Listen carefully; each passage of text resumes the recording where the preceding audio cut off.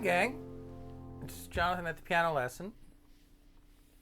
Amazing Grace in honor of MLK Day, Martin Luther King Day. I had heard a program not too long ago on public radio on NPR talking about the origins of that song and how I guess it was originally written by someone who had owned slaves and then suddenly had an epiphany and seen the light and wrote this song. And I kind of find that hard to believe myself. I mean, just sort of woke up one day and said, oh, maybe this isn't such a good idea. But I came across a little essay that Martin Luther King wrote about jazz, and it was in honor of the 1964 Jazz Festival in Berlin. Apparently there was a controversy as to whether he actually gave the address or not, but apparently he didn't give the address, he wrote it, as far as I can tell. Of course, that was the year I was born, so I wouldn't know. But I was looking at the program for that festival. It was pretty amazing lineup of people that were at that festival. And if you don't know any of these names, well, they're definitely well worth knowing. We're talking about Coleman Hawkins and Harry Edison, George Russell, Beadlux Lewis, Miles Davis, P.B. Russell, Bud Freeman, Sister Rosetta Tharpe, Sonny Stitt, Roland Kirk, Dave Brubeck, all giants. And a guy named Zbigniew Namslowski, the Zbigniew Namslowski Quartet. Let's look that one up and find out. But and anyway, this was in September 24th through 27th in Berlin. And this is what Martin Luther King had to say about jazz. You know, it's pretty hard to separate the civil rights movement and Martin Luther King from what was going on with music in general. And I will say that I am really not of the mind that music should be used for anything other than music.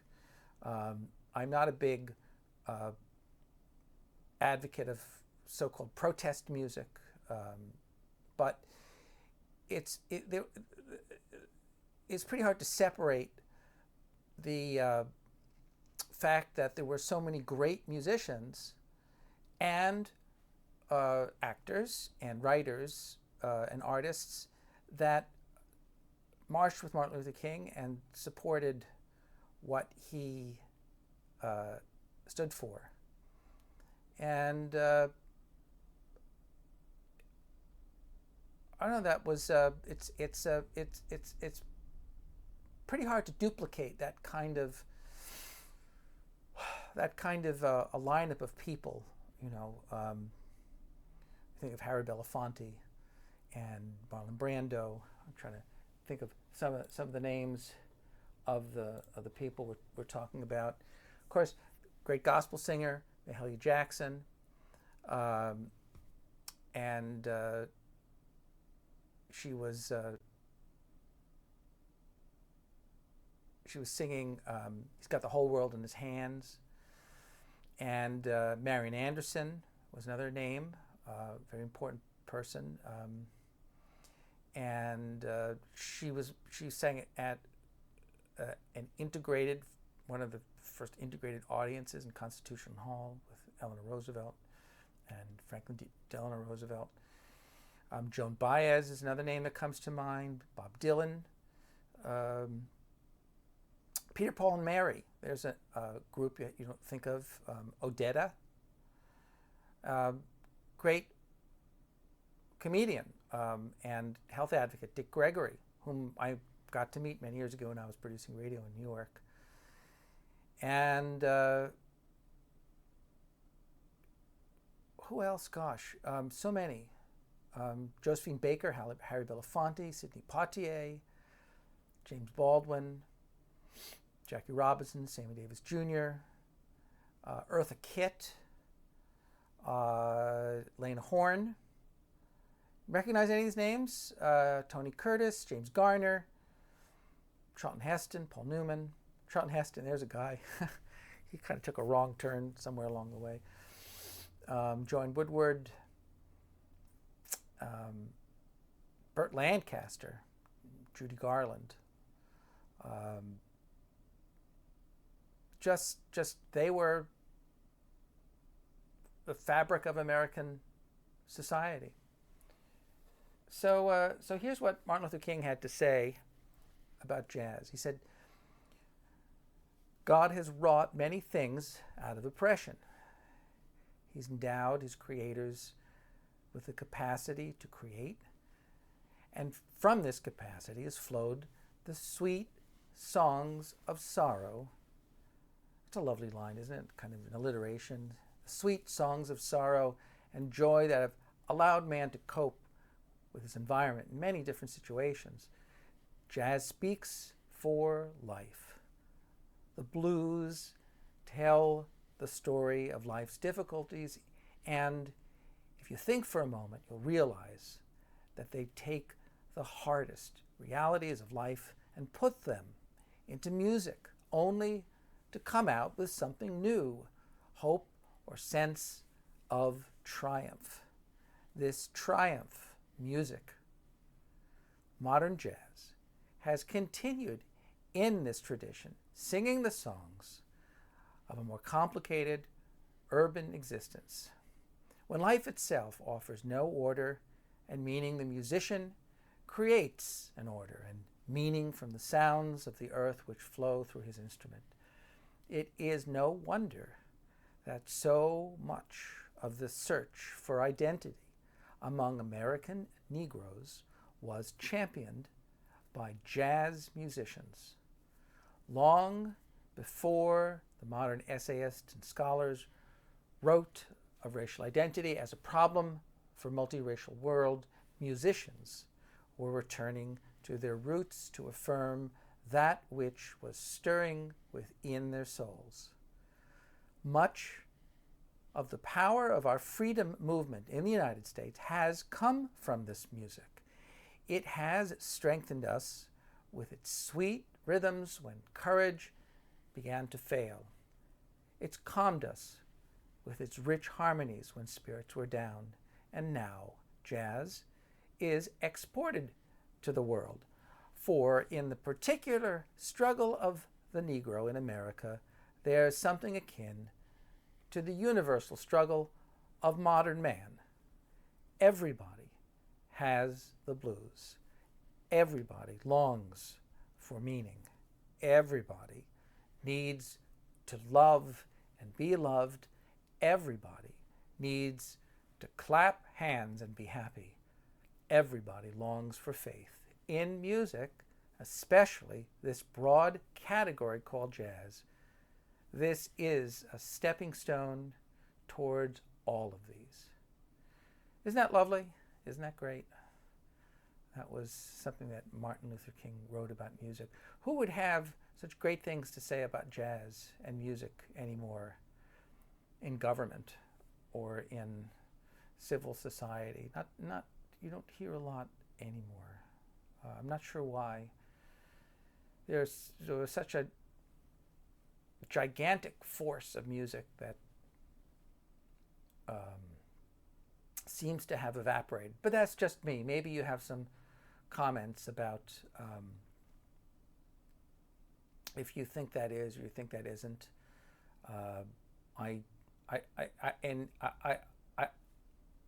Relatively speaking, I think jazz, what we call jazz, has kind of become a museum piece in music schools, and I don't know if it really has an organic life so much anymore. It's kind of like something it's been taken from the wild and domesticated and kind of put inside a zoo, and you know, and now I guess the only place we really hear it regularly is in a Starbucks, and even we don't even hear that in a Starbucks anymore. It used to be that was the place to go to hear jazz recordings, right? Probably not anymore. So this, I thought I'd talk a little bit for a second just about the style of music, this sort of gospel style of music. That here, that was, you know, we hear Amazing Grace, all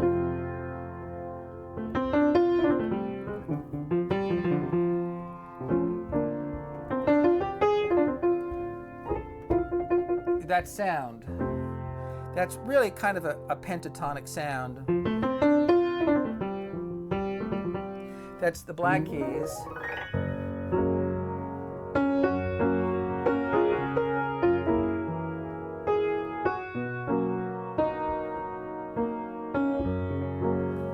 So I can do that on the black keys, or I can do it on the white keys.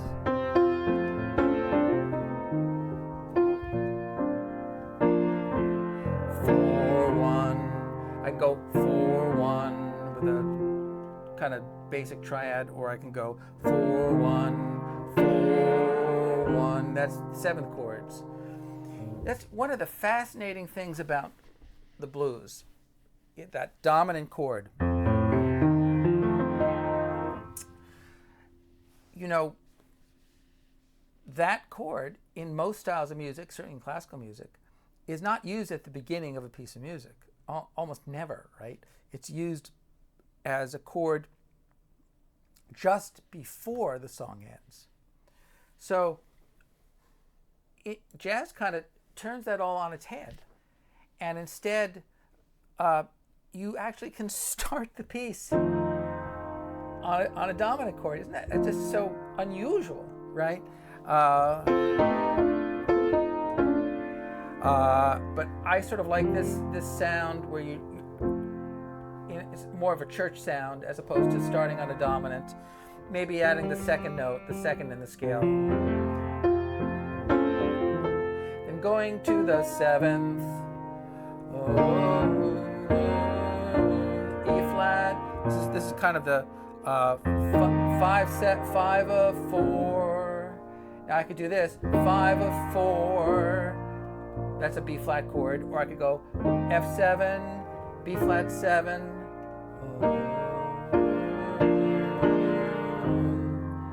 That sound has a little more rock to it, as opposed to the straight kind of, and that's more of a country sound with the F, G, A.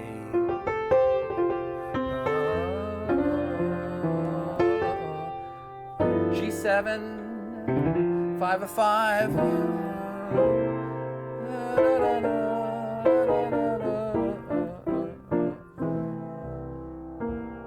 So what was that? That was just going diatonic down the scale, or passing chord, chromatic. Guitar players play that way a lot with those kinds of voicings. E, A, C.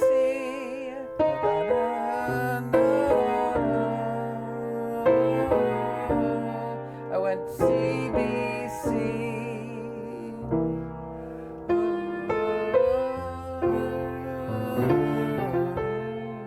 F7, B flat, F7. Now sometimes you could go back to F, or sometimes people do this. Sometimes people do this. D minor. Sometimes they'll play D minor.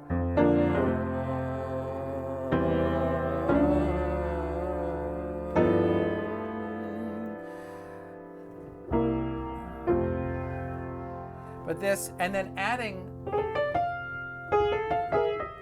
those, what are those? Those are parallel sixths. A, F.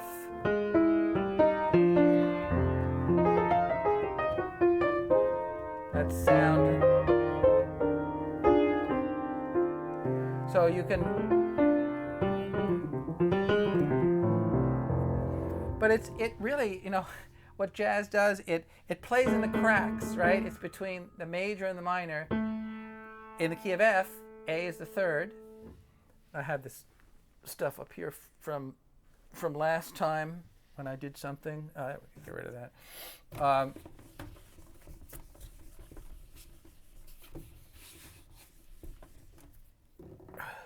But you know,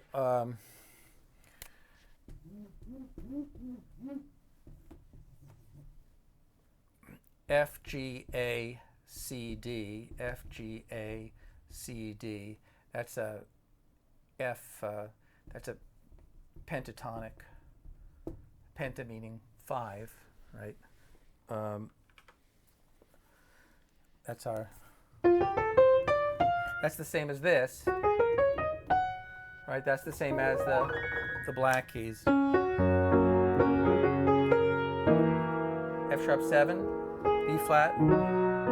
This is the second, right? In F,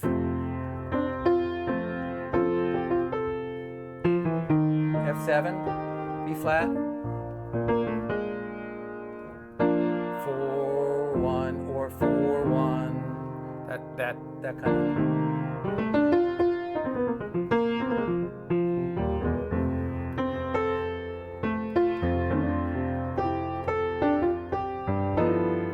Is your G7, G, F, B, E, A.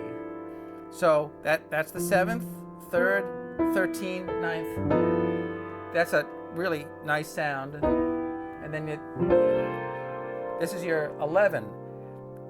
C, B flat, D, F, A. See, this is almost like a D minor chord on top of the C.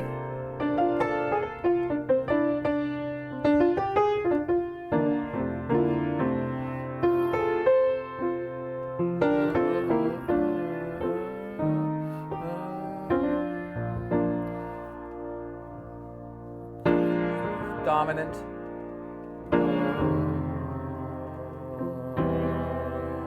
See what I did there? C in first inversion, stepping down blind, but now to 5 of 5 is D minor and G.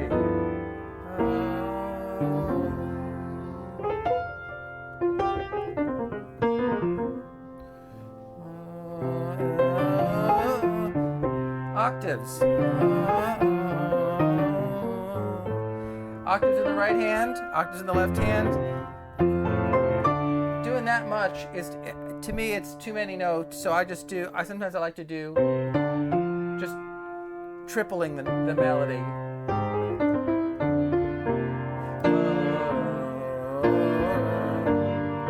B flat, F in first inversion, G minor 7. F, that's kind of the gospel sound.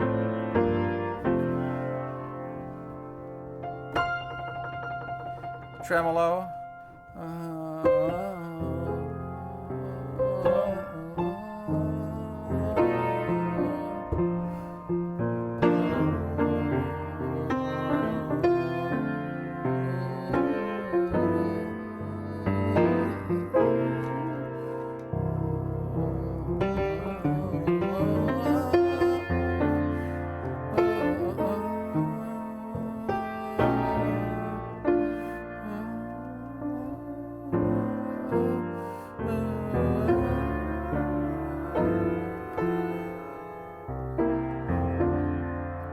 Maybe B flat minor.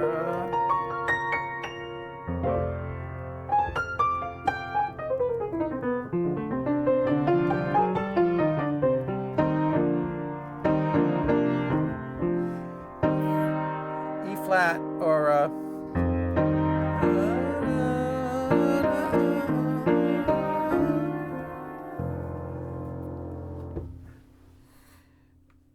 so if you've never messed around with that sound, but you know, if you listen to even bands like Earth, Wind and Fire, for instance, right? I mean, you hear a lot of those sounds. Let me just show you some of those voicings in a little more detail, because I don't want you to go away empty-handed from a piano lesson. but think about maybe D, F, A, C. Okay, let's just like D minor with C in the bass. So that's kind of like C11. And if you want to, I'm just writing the treble clef right now, but if you want to add a B flat, D, F, A, C, okay, and you have C in the bass, see that? Even this group of notes here, right, that's another way to express that is as B flat major 7 with C in the bass. So if you see that chord, it's just kind of the same as C11. They're all sort of, you know, similar. Or you could, in this instance here, you might even do it slightly differently. You might say D minor horizontal line C7, and in this instance I would say omit the third. But that's kind of an awkward way to write it out. It's, if I put the third in, I'll end up with that. I don't want that E. You know, but that's kind of what we're talking about. And then you can, you know, try to take it in other keys, right? I mean, it's 5-1, right? So in the key of C, 5-1, F, right? I mean, or how about in G, 5-1, 5-1, G7, C. You know, that's another one. Or I don't know, what's another good key? B flat, 5-1, B flat 7, E flat 7. What are we doing? Yeah, that's right.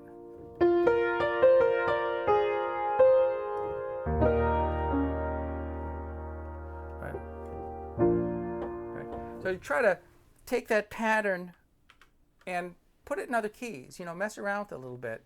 I always say, like, you know, if you just play in one key, you're going to get kind of stuck. But it's also a good way just to practice your basic primary chords. You know, if you think you're too good for primary chords, then, you know, you're really kidding yourself. I mean, music is just replete with these relationships, these fourth and fifth relationships, and we can never practice them too much, no matter how good you think you are, or how good you get, or how much music you played. You know, there's always something to know. There are diatonic chords. I mean, there's really only two choices. You have notes that are in the key and notes that are not in the key, right? So you have your diatonic chords, and you're going up the scale, right? And then you have your chromatic chords. But you can chromatic. And I could really jazz that up to even more, but I kind of don't want to because of the style of the music. It just has a certain sweetness and dignity to it that if you add too many things, too much to the sauce, it just kind of loses something. Okay, I think I've kind of covered as much ground as I can today. Well, I could cover more, but we wouldn't have the time for it.